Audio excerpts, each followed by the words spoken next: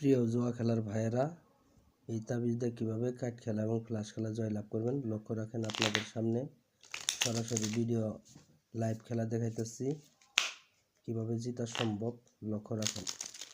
আর ভিডিওটা ভালো লাগলে অবশ্যই চ্যানেলটা সাবস্ক্রাইব করে পাশে থাকবেন। প্রিয় বন্ধুরা লক্ষ্য রাখেন, টেক্কা চাইলাম প্রথম, টেক্কাটা কোন দিকে চলে যায় একটা একটা করে দিচ্ছি।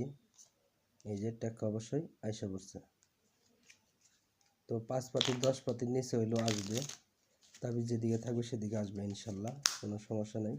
9 ফোঁটা চাইলাম, দেখেন 9 ফোঁটা কোন দিকে চলে যায়। প্রিয় ভিউয়ার্স, এই যে 9 ফোঁটা অবশ্যই আইসা পড়ছে তাবিজের দিকে, এরকমভাবে আসবে।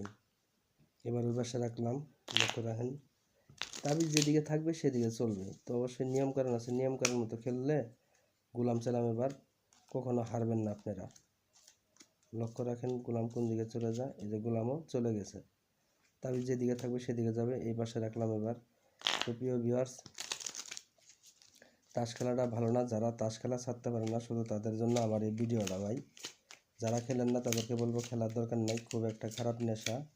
আর মূলত বন্ধু বান্ধবী কিন্তু এই খেলাটা শিখায় একটা মানুষকে, শিখতে শিখতে কিন্তু নিঃস্বহারা হয়ে যায় এক সময়। তো 4 হাতে ফ্লাশ খেলি দেন, কোনটা ছোটো কোনটা বড়ো সেটা আপনারা লক্ষ্য রাখবেন।